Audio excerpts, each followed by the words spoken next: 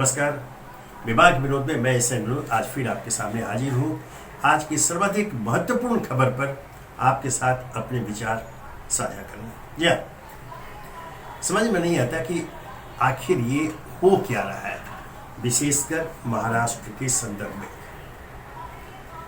अभी ताजा घटना जो हुई वह है देश के सर्वाधिक लोकप्रिय काम करने वाले विकास पुरुष के रूप में स्थापित केंद्रीय मंत्री नितिन गडकरी को लेकर। सभी जानते हैं कि नितिन गडकरी विकास पुरुष के रूप में अगर वो लोकप्रिय होते यूं ही नहीं, आज अगर मोदी सरकार की उपलब्धियों की बात की जाए तो शीर्ष पर नितिन गडकरी के विभाग का नाम आएगा। उनके विभाग द्वारा संपादित कार्यों का उल्लेख गौरवपूर्वक स्वयं प्रधानमंत्री मोदी हर जगह किया करते हैं। जब भी उन्हें कुछ दिखाना होता है अपनी उपलब्धियों को, मोदी सरकार की उपलब्धियों को, तो सड़क परिवहन के क्षेत्र में जो उल्लेखनीय काम हो रहे हैं, हुए हैं, उन्हें प्रस्तुत किया जाता है मोदी सरकार की ओर से। उस विभाग के मंत्री नितिन गडकरी को अपराधी निशाने पर कैसे और क्यों ले रहे हैं? जी हाँ, अभी लगभग 60-65 दिनों पूर्व नितिन गडकरी को एक टेलीफोन आया था। 100 करोड़ रुपए की मांग की गई थी। पुलिस को सूचना दी गई, कार्रवाई हो ही रही थी और अब फिर से उसी एक खूंखार अपराधी, ध्यान रहे, जयेश नाम के खूंखार अपराधी जो कर्नाटक के बेलगांव जेल में उम्र कैद की सजा भुगत रहा है, वह जेल से नितिन गडकरी के कार्यालय को फोन करता है। अभी विगत कल की बात है और 10 करोड़ रुपए की मांग की। यह आश्चर्यजनक है कि एक ऐसा अपराधी जो एक महिला और एक बालक के खून के अपराध में जिसे फांसी की सजा हुई थी, बाद में उसे उम्र कैद में तब्दील कर दिया गया। कर्नाटक, ध्यान रखें, भाजपा शासित राज्य कर्नाटक की एक जेल से वह खूंखार अपराधी फोन करता है, फिरौती की मांग करता है। अब इसमें सवाल दो उठते हैं कि नितिन गडकरी, ध्यान रखें, वो कर्नाटक के जेल से फोन कर रहा है, वहां का जो अपराधी है, उसके राडार पर नितिन गडकरी कैसे आ गए? यह एक ऐसा सवाल है जिसका जवाब ढूंढना पड़ेगा। जैसा कि मैंने कहा, सभी जानते हैं, पूरा देश जानता है, नितिन गडकरी के विषय में यह सर्वविदित है कि वे काम करना जानते हैं, काम करते हैं। और यह उन्होंने जब महाराष्ट्र में वो लोक निर्माण विभाग के मंत्री थे तब दिखा दिया था। महाराष्ट्र में सड़कों का जाल बिछाकर, अच्छी सड़कों का, बल्कि उनके उड़ान पुल मंत्री कहा जाने लगा था, फ्लाईओवर्स के जाल बिछ गए थे। आज जब वो केंद्र में मंत्री हैं तो पूरे राष्ट्रीय स्तर पर जिस प्रकार से उन्होंने अच्छी सड़कों का जाल बिछाया कि आज पूरा देश प्रशंसा की दृष्टि से उन्हें देखता है। उन्हें विकास पुरुष कहा जाता है। और निजी बातचीत में बताते हुए ध्यान रखें, बता दूं, एक बार जब अमेरिका के तत्कालीन राष्ट्रपति आइजनहावर से पूछा गया था, उन्होंने पूरे अमेरिका का स्वरूप बदल दिया था, विकास के नए नए दरवाजे खोले थे, अमेरिका को अमेरिका बनाया था। उनसे पूछा गया था उनकी सफलता का राज, तो बड़ा उल्लेखनीय जवाब उन्होंने दिया था। उन्होंने कहा कि मैंने कुछ नहीं किया, मैंने सिर्फ अमेरिका को, पूरे अमेरिका के हर भाग को अच्छी सड़कों से जोड़ दिया। यह अमेरिका के तत्कालीन राष्ट्रपति आइजनहावर के जवाब थे। संभवतः उसी पद चिन्हों पर चलते हुए, क्योंकि जब भी बातचीत होती है गडकरी इस बात को स्वीकार करते हैं, गडकरी ने पूरे देश में अच्छी सड़कों का जाल बिछाया। कुछ इस रूप में कि आज पूरा यह दोहराना पड़ रहा है मुझे, कुछ इस रूप में कि आज अगर सचमुच मोदी सरकार की उपलब्धियों की चर्चा की जाए तो नितिन गडकरी की विभाग सड़क परिवहन मार्ग सामने आता है, उनके काम सामने आते हैं। गर्व के साथ मोदी सरकार का हर सदस्य मोदी सरकार की उपलब्धि के रूप में नितिन गडकरी के विभाग द्वारा संपादित कार्यों को सामने रखता है। आज उस नितिन गडकरी से फिरौती की मांग, वो भी कहां से? कर्नाटक की जेल से एक दुर्दांत अपराधी फोन करता है। पहले करीब 2 महीने से कुछ अधिक हुए, 65-66 दिन पूर्व पहले उसने 100 करोड़ रुपए की मांग की थी और अब वो उनके कार्यालय में, नागपुर स्थित उनके कार्यालय, वो फोन कर 10 करोड़ की मांग करता है। और जब पुलिस में खबर जाती है, पुलिस छानबीन करती है, उसको फोन के लोकेशन का पता लगता है तो कर्नाटक के बेलगांव जेल का लोकेशन मिलता है। यह एक बहुत बड़ी चुनौती है न केवल कर्नाटक सरकार को बल्कि केंद्रीय एजेंसियों को भी, कि आखिर यह कैसे संभव हो पाता है। ऐसे अनेक आरोप देश के विभिन्न भागों में जेल प्रशासन लगते रहे हैं, वहां सजा काट रहे दुर्दांत अपराधियों को भी सारी सुविधाएं मिल जाती है। वैसे में अगर इस प्रकार के दुर्दांत अपराधी को वहां फोन की सुविधा मिल जाती है, सिम कार्ड मिल जाते हैं, और वो देश के सर्वाधिक लोकप्रिय केंद्रीय मंत्री को धमकी देता है, उनसे फिरौती की मांग करता है, तो यह एक बहुत बड़ी चुनौती के रूप में सामने है कि आखिर यह कैसे हो रहा है। यह तो कहिए कि कर्नाटक में भाजपा की सरकार है, अगर वो गैर भाजपा की सरकार होती तो आज, क्षमा करेंगे, हमारे जो मीडिया कर्मी है, हमारे जो खबरिया चैनल है, वो चिल्पो करते रहते। दिल्ली का मामला सामने है, किसी से छुपा हुआ नहीं है कि दिल्ली के जेल के विषय में जो कुछ चर्चाएं तो कितने दिनों तक खबरिया चैनल उसे चलाते रहे। लेकिन आज ये जो खबर जब सामने आ रही है तो किसी राष्ट्रीय चैनल पर इस प्रकार की चर्चा नहीं हो रही है। लेकिन अब यह एक खोज का विषय अवश्य बन गया है कि भाजपा शासित कर्नाटक के एक जेल से एक दुर्दांत अपराधी, उम्र कैद की सजा, जिससे पहले फांसी की सजा हुई थी, बाद में उम्र कैद में तब्दील हो गया, उम्र कैद की सजा काट रहा है, और वो फांसी सेल जो है उसमें उसे रखा गया है। वहां से वो टेलीफोन करके पैसे की मांग करता है, पहले 100 करोड़ और 10 करोड़। यह किसे चुनौती दे रहा है? हमारी शासन व्यवस्था को आखिर हो क्या गया है? यहां राजनीति नहीं होनी चाहिए, मैं राजनीति में नहीं कर रहा, मैंने यह प्रसंगवश मैंने बताया था कि चूंकि ऐसी घटनाएं जब गैर भाजपा शासित राज्यों में होती रही तो अनेक आरोप लगते थे, खबरिया चैनल भी आगे बढ़ चढ़कर आरोप लगाते रहे, लेकिन इस मामले में अभी वो मौन है। एक छोटी सी खबर आई,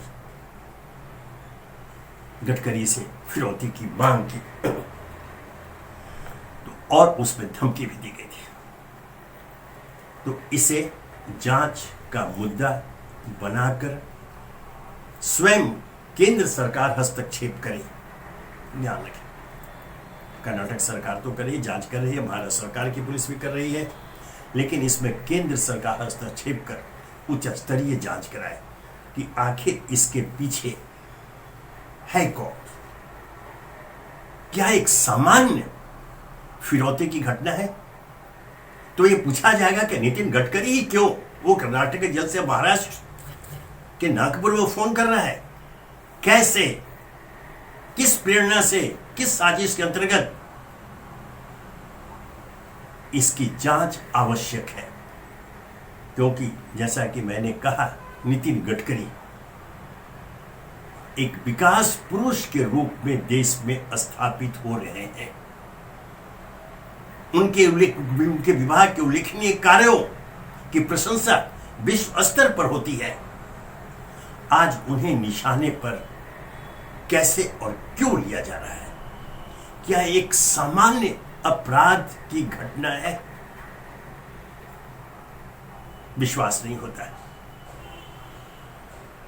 इसकी जांच, इसलिए भी इसकी जांच बहुत जरूरी है कि नितिन गडकरी ही क्यों। अब इसे थोड़ा और आगे बढ़ते हैं। महाराष्ट्र से संबंधित थी और इसी प्रकार के भयादोहन ब्लैकमेलिंग की हमारे वर्तमान उप मुख्यमंत्री देवेंद्र फडणवीस, जो 5 वर्षों तक महाराष्ट्र के मुख्यमंत्री भी रहे, सफलतापूर्वक राज्य का संचालन किया, आज उनकी पत्नी अमृता फडणवीस को ब्लैकमेल करने की कोशिश की गई और उसके पीछे मंशा सिर्फ यही थी कि देवेंद्र फडणवीस को बदनाम किया जाए। जाहिर है कि ऐसा कुछ होता तो बदनामी मिलती देवेंद्र फडणवीस को। करोड़ों रुपए की रिश्वत की पेशकश अमृता फडणवीस को की गई। उन्होंने शिकायत की, पुलिस में जांच हुई, कुछ गिरफ्तारियां भी हुई हैं। लेकिन यहां फिर मामला ही होता है, नितिन गडकरी के बाद महाराष्ट्र के एक तेज तर्रार युवा भाजपा नेता देवेंद्र फडणवीस को निशाने पर कैसे लिया गया? क्या यह मात्र संयोग है कि महाराष्ट्र के 2 दिग्गज नेताओं, जिनका क्षेत्र सीमित महाराष्ट्र नहीं रह गया, वो राष्ट्रीय स्तर पर जिनकी अपनी पहचान बनी है। नितिन गडकरी के विषय में बता चुका, देवेंद्र फडणवीस भी एक तेज तर्रार युवा नेता के रूप में, भारतीय जनता पार्टी के युवा नेता के रूप में आज उनकी एक राष्ट्रीय पहचान बन चुकी है, उनकी प्रशंसा होती है। तो फिर उनकी पत्नी के माध्यम से उनको बदनाम करने की जी कोशिश हुई है, वह क्यों? क्या यह मात्र संयोग है कि महाराष्ट्र के ये दोनों भारतीय जनता पार्टी के नेता को निशाने पर लिया गया है? इसकी भी जांच बहुत ही आवश्यक है, चूंकि मैं नहीं चाहता कि इसे देश की वर्तमान राजनीतिक दशा और दिशा को जोड़कर देखा जाए। लेकिन जब हम खोज करते हैं, छानबीन करते हैं, तो हर पहलू से, हर कोण से उसकी जांच की जाती है। इस मामले में नितिन गडकरी और देवेंद्र फडणवीस दोनों भारतीय जनता पार्टी के, एक केंद्रीय मंत्री, एक राज्य में उप मुख्यमंत्री। उप मुख्यमंत्री कहने में लगता है, लेकिन यह एक समझौते के अंतर्गत किया गया। वो 5 साल तक मुख्यमंत्री रहे हुए हैं और उनकी पहचान भी एक कुशल प्रशासक, एक ईमानदार कुशल प्रशासक के रूप में हुई है। इन दोनों को भारत भविष्य के रूप में देखा जाता है, उस रूप में उन्हें पेश किया जाता है, उनकी चर्चा होती है, उनका वर्णन होता है। आज उन दोनों को निशाने पर कैसे लिया जा रहा है? क्या यह एकमात्र संयोग है? इन दोनों घटनाओं को जोड़ करके एक साथ जांच, उच्च स्तरीय जांच की आवश्यकता है। और इसके पीछे चल रही साजिश, और वो कौन सा दिमाग है, क्यों ऐसा कर रहा है, इसकी खोजबीन कर कर उसे सामने लाया जाना आवश्यक है। क्योंकि यह एक गडकरी या देवेंद्र फडणवीस का मामला नहीं है, यह देश की राजनीति में इस प्रकार की साजिशों के प्रवेश को लेकर जो चिंता उभर रही है राष्ट्रीय स्तर पर, उसके निराकरण के लिए आवश्यक है कि इसकी जांच एक उच्च स्तरीय जांच हो। इसे मात्र संयोग नहीं माना जा सकता। यह कहीं न कहीं ऐसा लगता है, ऐसा प्रतीत होता है कि यह किसी गहरी साजिश के अंग है। ये घटनाएं और देश की राजनीतिक दशा और दिशा पर जब चर्चा होती है तो ऐसी घटनाओं का उल्लेख किया जाना चाहिए, किया जाता रहा है। इसलिए पुनः दोहराते हुए कि इन दोनों घटनाओं की जांच हो, एक और प्रसंग की ओर जो इससे जोड़कर ही देखा जाएगा। पिछले दिनों दिल्ली में हमारे प्रधानमंत्री नरेंद्र मोदी के कुछ आपत्तिजनक पोस्टर लगे दिखे। घोर आपत्तिजनक पोस्टर। पुलिस ने तत्काल कार्रवाई की करते हुए करीब लगभग 100 एफआईआर दर्ज कर कई लोगों को गिरफ्तार किया, जिसमें पोस्टर को छापने वाले प्रिंटिंग प्रेस के संचालक को भी। यह फिर वही सवाल उठता कि आखिर इस देश की राजनीति का स्तर इतना निम्न कैसे हो गया है, यह क्यों किया जा रहा है? क्या यह अनायास है? विश्वास नहीं होता। यह दोहराना ही होगा, जैसा मैंने गडकरी या देवेंद्र फडणवीस के लिए कहा कि विकास पुरुष के रूप में उन लोगों की पहचान होती आई है। आज हमारे वर्तमान प्रधानमंत्री नरेंद्र मोदी ने भी जिस प्रकार से भारत का नेतृत्व किया, पूरे विश्व पटल पर भारत की एक नई छवि स्थापित की, भारत को विश्व गुरु के मार्ग पर ले जाते हुए उस आसन पर बैठने को आतुर है भारत। आज भारत की उपलब्धियों की चर्चा वैश्विक स्तर पर होती है। विभिन्न क्षेत्रों में जिस प्रकार विकास के कार्य आगे बढ़ रहे हैं, उन्हें गति प्रदान की जा रही है, इसका श्रेय भी प्रधानमंत्री मोदी को दिया जाता है। और यह गलत नहीं होता, क्योंकि एक नई ऊर्जा का संचार देश के हर क्षेत्र में मोदी के नेतृत्व में हुआ है, इसमें कहीं दो राय नहीं है। फिर उनके खिलाफ भी इस प्रकार का अभियान, जैसे मैंने कहा कि घोर आपत्तिजनक पोस्टर दिल्ली के दीवारों पर लगे, पुलिस ने हटाया, मामले दर्ज हुए, गिरफ्तारियां हुई हैं, लेकिन ऐसा हो क्यों रहा है? यह भी अनायास नहीं है। किसी भारत जैसे देश के प्रधानमंत्री के खिलाफ अगर ऐसी कार्रवाई होती है, ऐसे कदम उठाए जाते हैं, तो यह कोई साधारण दिमाग का व्यक्ति नहीं कर सकता। इसके पीछे कोई गहरी साजिश होगी, कोई गिरोह होगा, कोई गुट होगा, जो प्रधानमंत्री के माध्यम से भारत की छवि को विद्रूप करना चाहता है। अतः इस मामले की भी उच्च स्तरीय जांच हो। मामला प्रधानमंत्री का है, निश्चित रूप से जांच हो रही है, गिरफ्तारियां हो रही है, पुलिस सक्रिय है।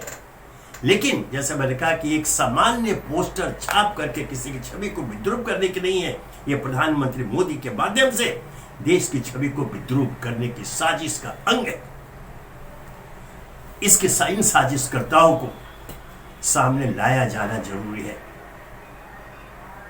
उनके मंतव्य को सामने लाया जाना जरूरी है कि आखिर किस प्रेरणा से और किसकी प्रेरणा से वे ऐसी घटनाओं को अंजाम दे रहे हैं, ऐसा दुस्साहस कर रहे हैं देश के प्रधानमंत्री के खिलाफ। यह भी कोई छोटी मोटी घटना नहीं है, यह किसी बड़ी साजिश का संकेत है।